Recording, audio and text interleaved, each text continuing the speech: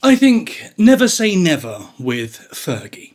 She's a great survivor, she will quietly do things under the radar, and I'm afraid a leopard never changes its spots. These were the words of Andrew Lowney, royal historian and author of Entitled, The Rise and Fall of the House of York. The subject of his words was Sarah Ferguson, formerly Sarah, the Duchess of York, and ex-wife of former Prince Andrew, whose abject fall into disgrace we recently covered in a separate video on this channel. Lowney delivered his observation in an interview with Sky News in September 2025, and in the wake of yet another in a long list of royal scandals involving Ferguson. But this one, quite probably, is her most serious yet.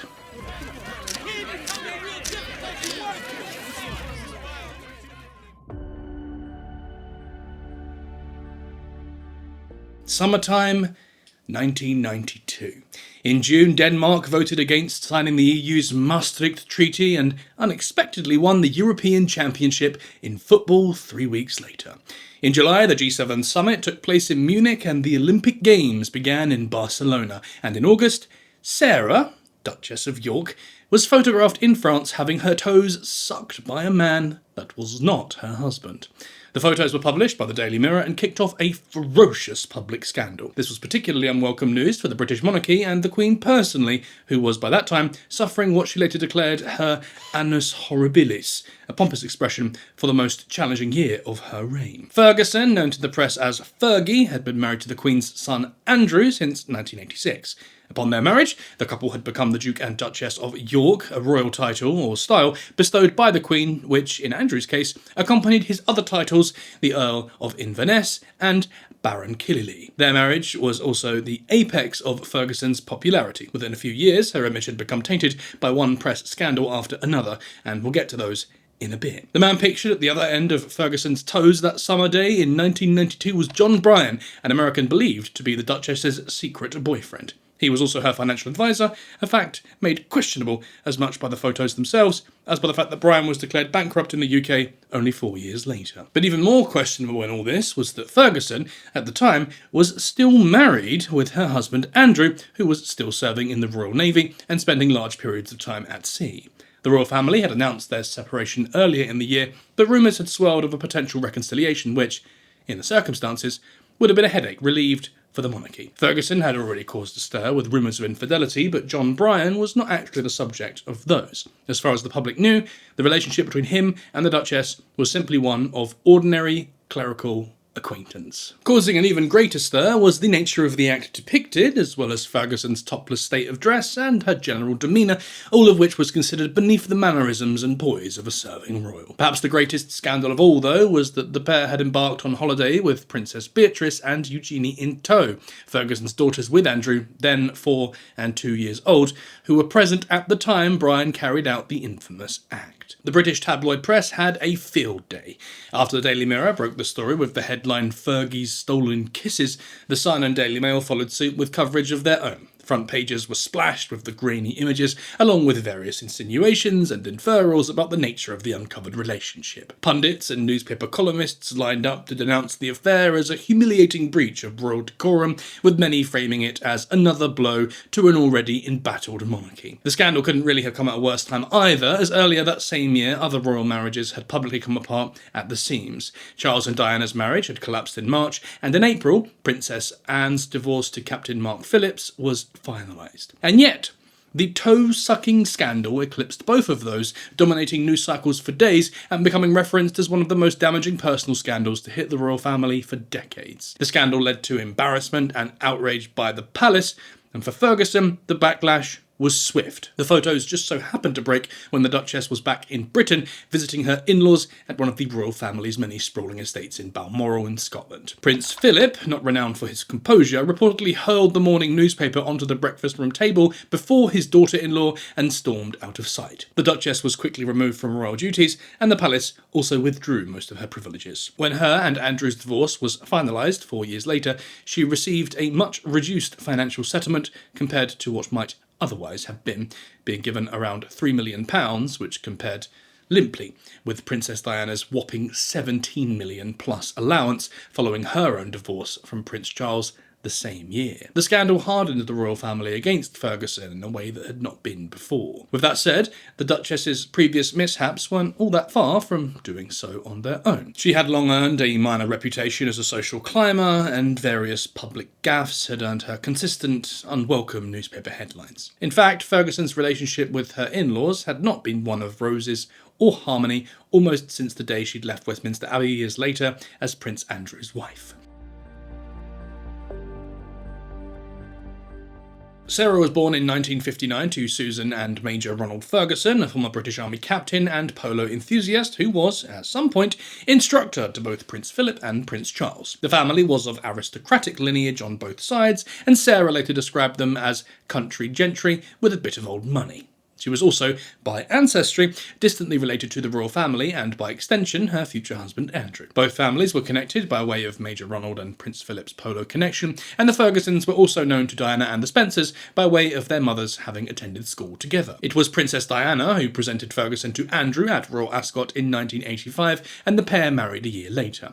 Both were held in high esteem by the press, with Andrew riding high off his recent service in the Falklands War, and Ferguson seeming to offer relatable charm to a public accustomed to overly upright royals. But within their showy social sphere, the Ferguson family had already borne an instance of considerable scandal. Sarah's parents had divorced in 1974, and Susan left the family and moved to none other than Argentina, Britain's later adversary in the 1982 Falklands War. There she married Hector Barrantes, a polo player with whom she'd been having an affair. Barrantes automatically became Ferguson's stepfather and went on to enlist in the Argentine army during the war, although he didn't actually fight. Susan remained in Argentina for the rest of her life, where she died in a car accident in 1998 and was buried next to Hector, who died of lymphatic cancer 8 years previously. Following her parents' divorce, 15-year-old Sarah and her sister Jane were raised by their father.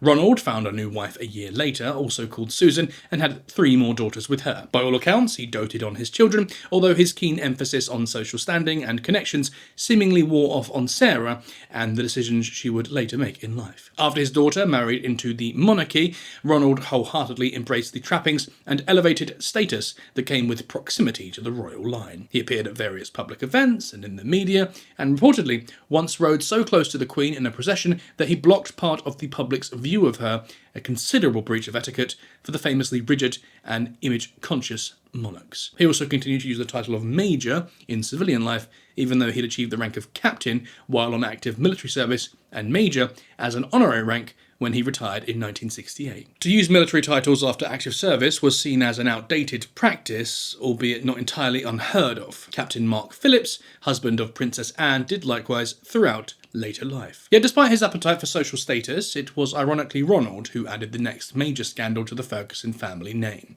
In 1988, he was revealed by the News of the World to be a visitor to the Wigmore Club, a so-called massage parlour in London which was known to offer sexual services for its members. When the story broke, it caused a major embarrassment for the royals and for Sarah, although Ronald denied ever availing of anything other than a simple massage at the club. But, in a curious parallel with Andrew's bumbling future Newsnight interview, he made an unconvincing case by claiming he used the Wigmore, quote, as a kind of cocoon where I could shut myself away for an hour and think. The scandal was the first to befall Sarah in her new life as a royal, but very soon it will be replaced by more scandals entirely of her own.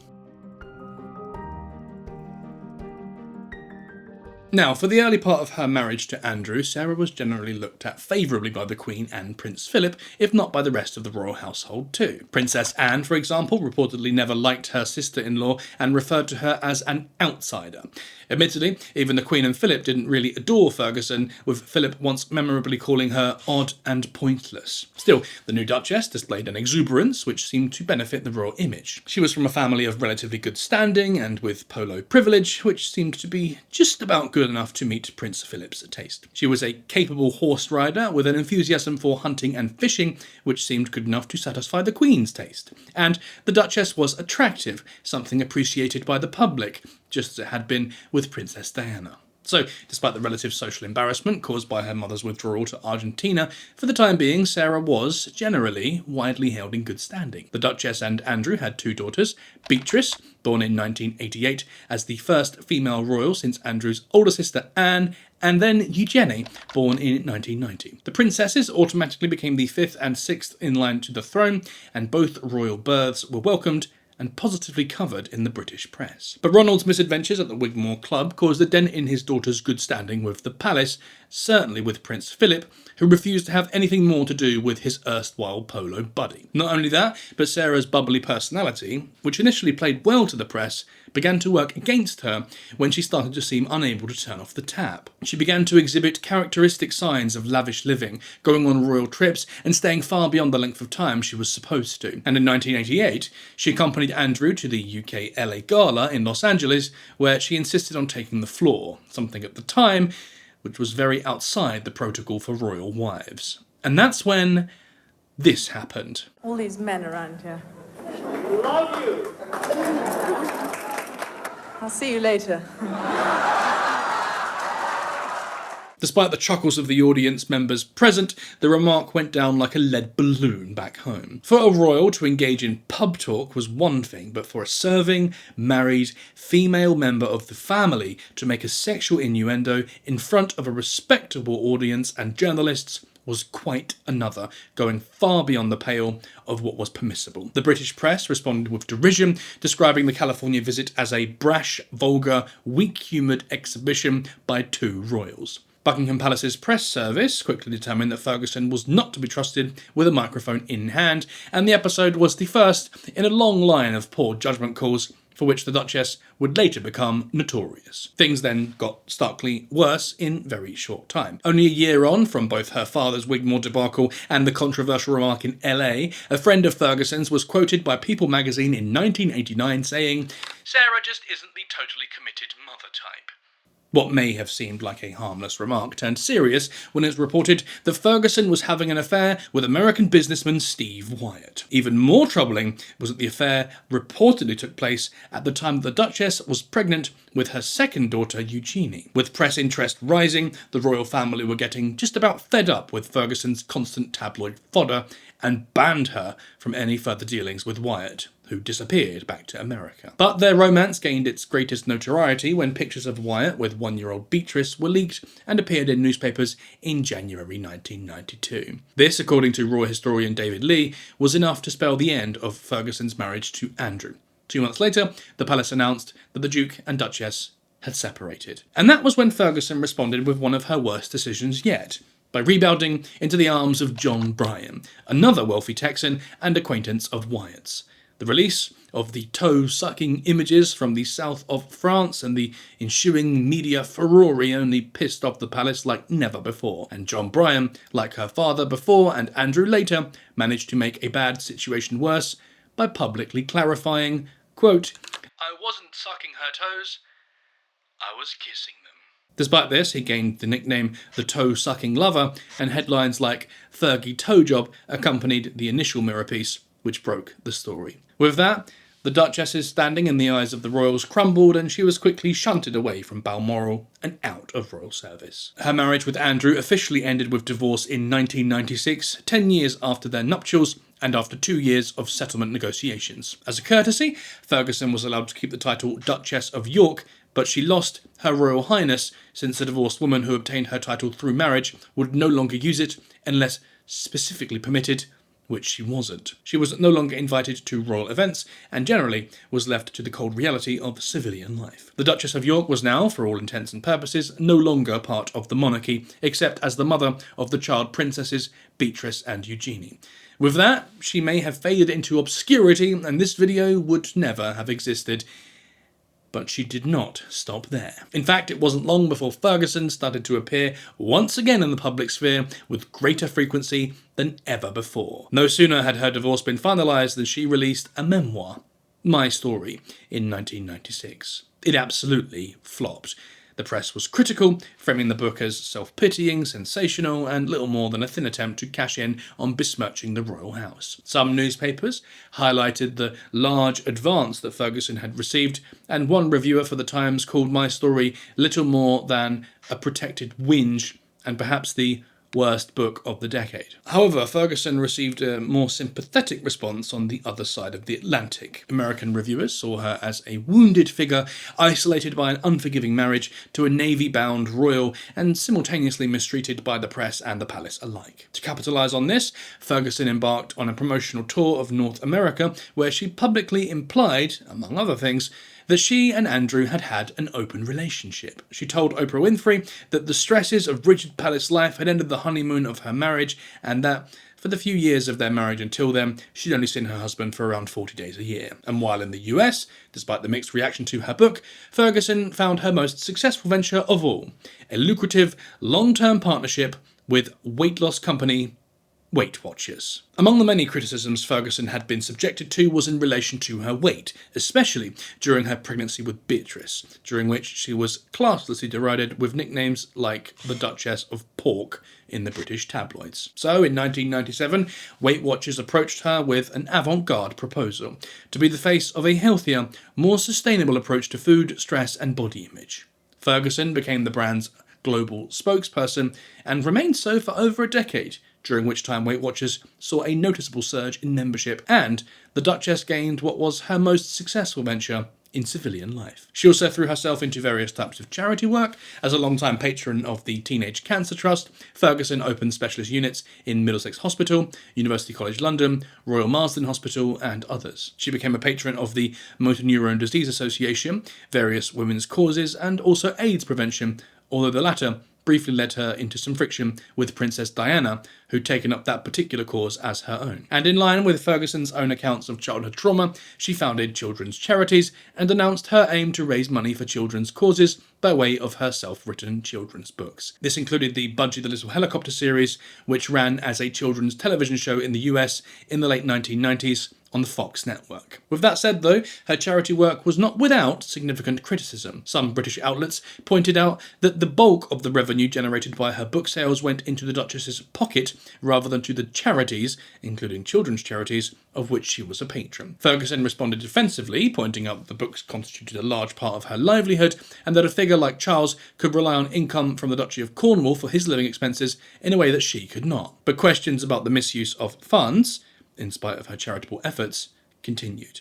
In the meantime, after an internment stint in the US, the Duchess returned to the UK where, despite their divorce and to the great horror of the royal family, she continued to live with Andrew. The pair lived at Sunninghill Park, a large country house in Berkshire, which they'd been gifted by the Queen, until 2002, when they moved to the enormous Royal Lodge in Windsor, vacated with the death of Elizabeth, the Queen Mother, the same year. This arrangement happened to cause a further stir when Andrew later sold Sunninghill to Kazakh billionaire Timur Kulibayev for 130% of its asking price. Kulibayev seemingly had no intention of using the mansion, and Sunninghill fell into disrepair before being demolished a decade later. And still, all of this, the strange post-marital relationship, the murky ties to oligarchs, all of this would pale in comparison with what the couple would get up to in the years to follow, as well as to the wanton damage this would cause to the standing of the royal family's name.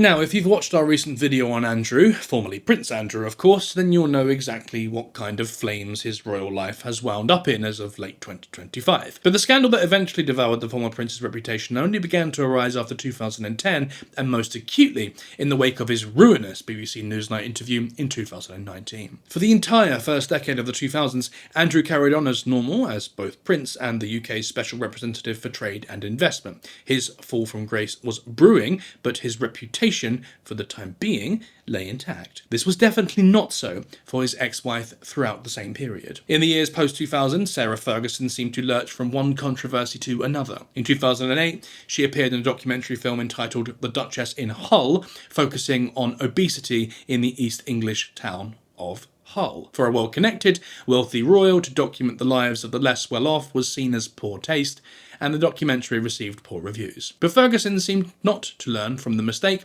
as the following year she appeared in The Duchess on the Estate, a hugely controversial, multi-part series in which she visited the deprived neighbourhood of Northern Moor in Manchester. Her rather ungroundbreaking account of drug use, crime, and a lack of community spirit did not impress viewers, and the locals of Northern Moor protested against the show's release. That may have been bad enough, but Ferguson immediately had even bigger fish to fry. Her money troubles were becoming apparent, becoming revealed in a humbling manner in mid-2010. In May that year, Ferguson met with a wealthy foreign businessman and offered to sell him access to Andrew, still in his trade envoy role at the time, for the princely sum of £500,000. But the wealthy foreign businessman turned out to in fact be Majid Mahmoud, alias the fake sheikh, an undercover reporter for the News of the World, who covertly filmed the entire encounter. The secret footage recorded Ferguson leaving with £40,000 cash in a briefcase that Mahmoud had given her as a forward payment. The resulting scandal was, once again, enormous, this time spilling over to the far side of the Atlantic. Time magazine published an article about the nefarious affair, and ABC News followed suit with a piece of their own. The royal family was, again, appalled, and Ferguson was forced to sheepishly issue a statement acknowledging a, quote, serious lapse in judgment. According to the BBC, the scandal just so happened to occur during a period of rapprochement between Ferguson and the royals, a relative calm that was gracelessly blown up by the new revelations. Multiple charities associated with the Duchess severed ties or suspended their engagement, and Prince Andrew also issued a statement of his own denying any knowledge of the meeting or that he would benefit from it.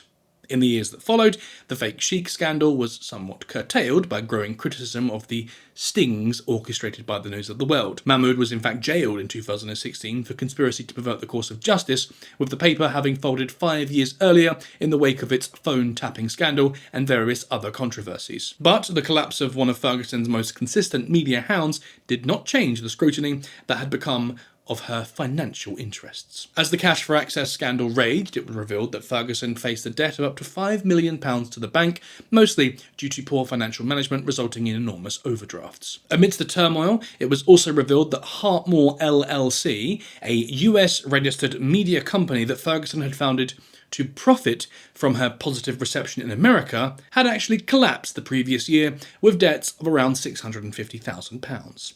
The demise of the company seemed to betray the very financial impropriety suspected to be at the heart of her woes, as the company had occupied an expensive office building in Manhattan, despite the Duchess being permanently resided in the UK.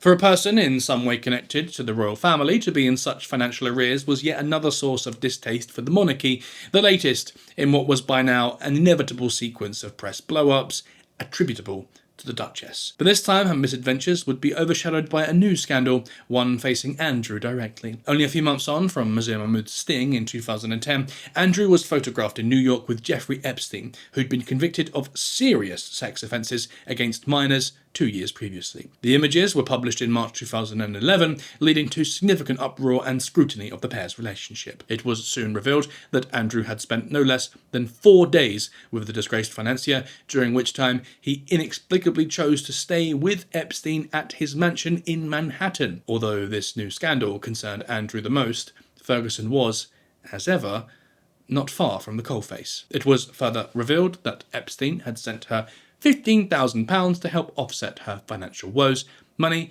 she'd received in December amidst her much publicised economic woes and long after Epstein's conviction and release for offences of the most serious and appalling nature. To have accepted money from a known paedophile, not least given Ferguson's long involvement with children's charities, appeared to be an enormous blunder and self-contradiction. And for the second time in only a year, Ferguson found herself publicly admitting to another gross error of judgment. In an interview with London's Evening Standard, she declared that she deeply regretted that Epstein had been involved with her in any way and that, quote, "I had no idea of the string of other allegations and court cases against him, and I am distraught that I should have allowed myself to get out of debt with any help from him when my judgment was clouded." She made that statement in early March 2011, just as the Epstein scandal began to grow its teeth. And keep that date in mind. March 2011, for it would prove her undoing much further down the line. As the years progressed, Ferguson's seemingly endless sequence of scandals seemed to quieten. Public scrutiny related to the Epstein connection died down, and her financial woes were seemingly resolved with the assistance from Andrew and the monarchy by late 2011. She published another memoir, Finding Sarah, that same year, and was once again interviewed by Oprah Winfrey, in the course of which she dubiously explained her decision to accept money from Muslim Mahmoud by claiming she'd been drinking and was, quote, in the gutter at that moment. The relative quiet was not without further upheaval, however. During the promotional tour of her book, Ferguson infamously stormed out of an interview with 60 Minutes Australia when questioned about the cash for access scandal, even though the presenter, Michael Usher, insisted that the topic was consistent with the themes described openly in the very same book. The following years saw an international arrest warrant for the Duchess issued by the state of Turkey, which accused her of false pretences for covertly filming an orphanage during a visit in 2012. And the following years also brought more tabloid appearances, mostly relating to various unsuccessful personal relationships and nefarious investments in several investment schemes. But all these paled in comparison with her previous scandals, and by and large, Ferguson experienced something of a minor rehabilitation with the royals. Having not been invited to the wedding of her nephew by marriage, Prince William, in 2011, she was invited to attend the wedding of Prince Harry to Meghan Markle in 2018, which reportedly led to some rancour among the other royals present. But all this relative harmony would change rapidly at the end of the 2010s, when the long-brewing Epstein scandal raised its head once more. A few years before, one of Epstein's victims, Virginia Jeffrey, alleged that she'd been trafficked on 3 occasions to have sex with Prince Andrew in 2011. Jeffrey had been only 17 years old at the time, and the allegations rattled the prince's reputation and led to increasing public angst against the monarchy. The palace denied the accusations, but Andrew's denials became the stuff of infamy in 2019 after Epstein, by now in police custody, committed suicide. Andrew then blundered through one of the most damaging interviews in television history with BBC Newsnight, and suddenly scrutiny of both his and Sarah's relationship with Epstein dramatically intensified like it never had before. The fallout was immediate, and Andrew was forced to step back from royal duties with swift effect. He then retreated to Royal Lodge in an attempt to weather the resulting media firestorm. Somewhat laughably, the palace turned to none other than John Bryan, Ferguson's former lover, to advise him on how to deal with the furore. This didn't make much sense at all. Not only had Bryan publicly cuckolded Andrew, but he'd managed to contain his own 1992 scandal with remarkable ineffectiveness. He'd sought an injunction to prevent the toe-sucking photos from being published, but failed, much to the horror and lasting embarrassment of Ferguson. He then reportedly embraced the scandal and even sold his story to the press for £250,000. For the palace to have brought in this headstrong architect of a past scandal to remedy a current one would seem foolhardy, and it was. Several years later, Bryan was covertly recorded lending credence to the allegations made against Andrew and was forced to appear on Piers Morgan Uncensored to backtrack on them. The public turned even further against the Yorks, and the years after 2019 only got worse and worse for Andrew and Sarah alike. It was also revealed that she, like Andrew, had visited Epstein in Florida on at least one occasion, and the extent of their friendship began to gain ever more suspicion. In September of 2025, the British Mail on Sunday revealed leaked emails suggesting that Ferguson had celebrated Epstein's release from prison in 2009 by visiting him in New York with her 2 daughters. This was bad enough, but then only a month later, Jeffrey's posthumous memoir, Nobody's Girl, was released, and in it, she repeated her claims about Andrew and went into further detail about the depraved circumstances as a result of Epstein's trafficking. In the wake of the book's publishing, public calls to release all previously withheld information about Epstein rose to deafening pitch. In the US, these centred on the so-called Epstein files, a body of documents, communications, records, and other investigative materials related to the dead financier's criminal investigations, which public officials were widely called upon to release to the public. And in the UK, public bodies were put under pressure to release all information pertaining to British high officials who'd been in some way involved with him. And with that, even more came to light. Another leaked email from January 2010 revealed that Ferguson had sought far more than the £15,000 received from Epstein and had asked instead for $50,000 or $100,000. This seemed to be lent some credit in an unearthed but undated email sent by Epstein to a friend, where he implied that he'd by then bankrolled Ferguson for a total of 15 years. Royal historian Andrew Lowney later stated that the sum of £15,000 was nowhere close to the true figure that the Duchess had received from Epstein to offset her financial woes, as was claimed. In an interview with The Telegraph, he stated that neither Epstein nor Ferguson would concern themselves with such minor sums, and that the true figure was, according to his sources, closer to around £2 million in total. As the news broke, one after another, various charities, from the Teenage Cancer Trust and the British Heart Foundation, cut their ties with Ferguson. It didn't seem that there could be much more to be revealed about the Epstein scandal to bring Ferguson or Andrew into even greater disrepute, but there was. It turned out that Andrew had maintained contact with Epstein into at least February of 2011, by which time the news of his meeting in New York had started to make waves back home. This contestably contradicted his claims to have cut contact with the financier following their New York meeting in December. In Ferguson's case, it was revealed that she'd contacted Epstein even later still, in April 2011, and had, astonishingly, humbly apologised for having appeared to distance herself from him, writing to Epstein that he had been a steadfast, generous and supreme friend to her and her family. That particular exchange, as you'll recall from earlier in the video, took place 2 months after her declaration to the London Evening Standard that, quote, "I'm distraught that I should have allowed myself to get out of debt with any help from him when my judgment was clouded." Like Andrew, she therefore revealed herself to have been entirely untruthful regarding her dealings with the disgraced financier. Seemingly, the famously unreliable Duchess's avoidance of Epstein had instead lasted just a handful of weeks. In response, Ferguson claimed Epstein had threatened to ruin her, and that the May 2011 email, along with its glowing praise, had in fact been an attempt to mitigate the damage which might otherwise have come her way by his hand. Anyway, enough was enough. Between the various allegations and revelations implicating her and Andrew, all of it wreaking more and more destruction still upon the monarchy. This turned out to be the final straw. On October 30th, 2025, King Charles initiated formal removal of Andrew's Prince and Duke of York titles and honours, leaving him henceforth known simply as Andrew Mountbatten Windsor. Theoretically, as a commoner, Andrew would be exposed to further criminal or civil cases related to his actions in the past, and furthermore, Andrew and Sarah were obliged to surrender the lease of the Royal Lodge property and relocate elsewhere. Andrew was to be moved to a private property on the royal family's Sandringham estate in Norfolk, in an arrangement privately funded by King Charles himself. Ferguson, however, would have to make her own independent living arrangements, leaving her future living arrangements, not least her professional arrangements, unclear as of the time of writing. It appeared that the walls had finally closed in for Sarah Ferguson, once Her Royal Highness the Duchess of York, after no less than decades of gaffes, gossips, mishaps, indiscretions, misadventures, and many damaging scandals. And yet, as mentioned by Andrew Lowney in the introduction, perhaps the tale is not yet fully told. As Lowney told Sky News, quote, "I think, never say never with Fergie. She's a great survivor. She will quietly do things under the radar." But it also stood significant that the generally mildly spoken Lowney, a journalist as close acquainted with the inner workings of the royal family as a non-member could be, also remarked to the Telegraph with regard to Ferguson, quoting again that "she's very greedy, she's very stupid, she's very naive. She's drawn into the ambit of these people, predators, like Epstein, and she doesn't seem to see this as a problem.